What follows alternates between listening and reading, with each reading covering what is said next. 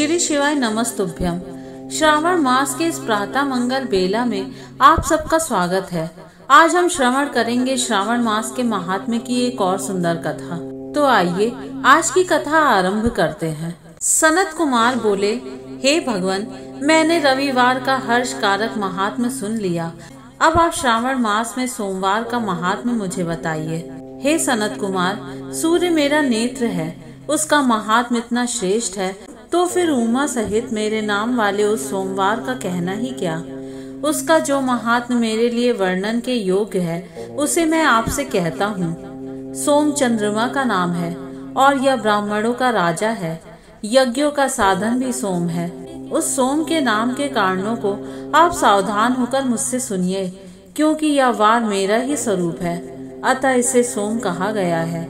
इसलिए यह समस्त राज्य का प्रदाता तथा श्रेष्ठ है। व्रत करने वालों को यह संपूर्ण राज्य का फल देने वाला है। हे विप्र, उसकी विधि सुनिए। मैं आपको विस्तार पूर्वक बता रहा हूँ। 12 महीनों में सोमवार अत्यंत श्रेष्ठ है।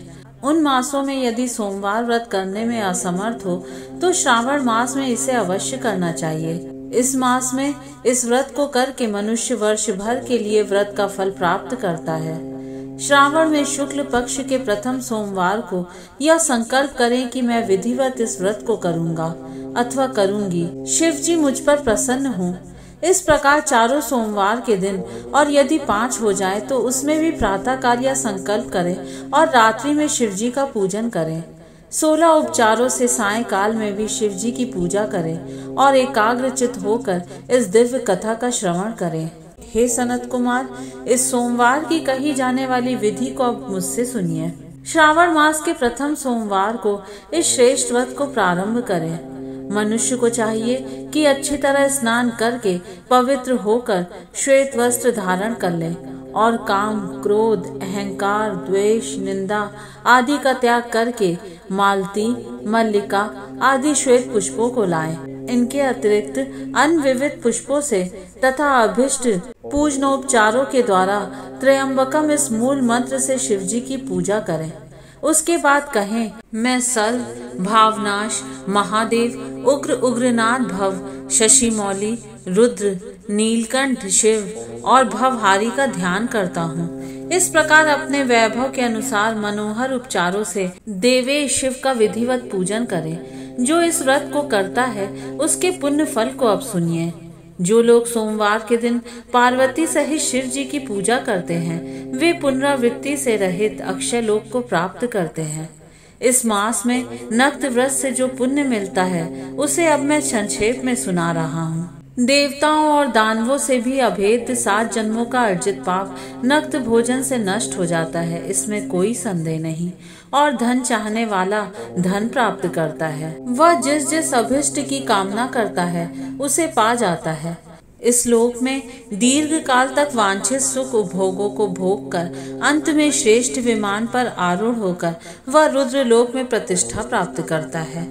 हमारा मन चंचल है, धन चंचल है और जीवन भी चंचल है, ऐसा समझकर प्रयत्न पूर्वक इस व्रत का उद्यापन भी करना चाहिए। चांदी के वृषभ पर विराजमान सुवर्ण निर्मित शिव जी और पार्वती की प्रतिमा अपने सामर्थ्य के अनुसार बनानी चाहिए।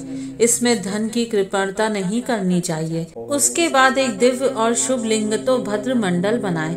उसमें 2 श्वेत वस्त्रों से युक्त एक घट स्थापित करें। घट के ऊपर तांबे अथवा बांस का बना हुआ पात्र रखें और उसके ऊपर उमा सहित शिव जी को स्थापित करें। इसके बाद श्रुति, स्मृति और पुराणों में कहे गए मंत्रों से शिव जी की पूजा करें। पुष्पों का मंडप बनाएं, उसके ऊपर सुंदर चंदोवा लगाएं।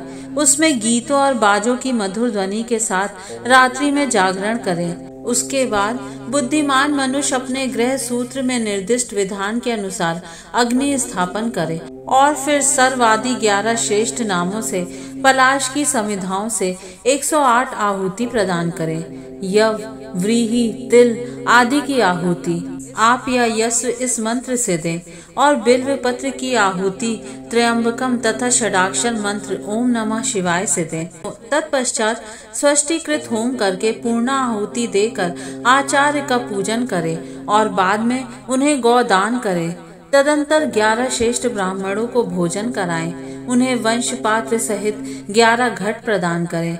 इसके बाद पूजित देवता को तथा देवता को अर्पित सभी सामग्री आचार्य को दे दे और उनसे प्रार्थना करें, मेरा व्रत परिपूर्ण हो और शिव जी मुझ पर प्रसन्न हो। इतना कहने के बाद बंधुओं के साथ हर्ष पूर्वक भोजन करें। इसी विधान से जो मनुष्य इस व्रत को करता है वह जिस जिस अभिलषित वस्तु की कामना करता है उसे प्राप्त कर लेता है और अंत में शिवलोक को प्राप्त होकर उस लोक में पूजित होता है। हे सनत कुमार, सर्वप्रथम श्री कृष्ण ने इस मंगलकारी सोमवार व्रत को किया था।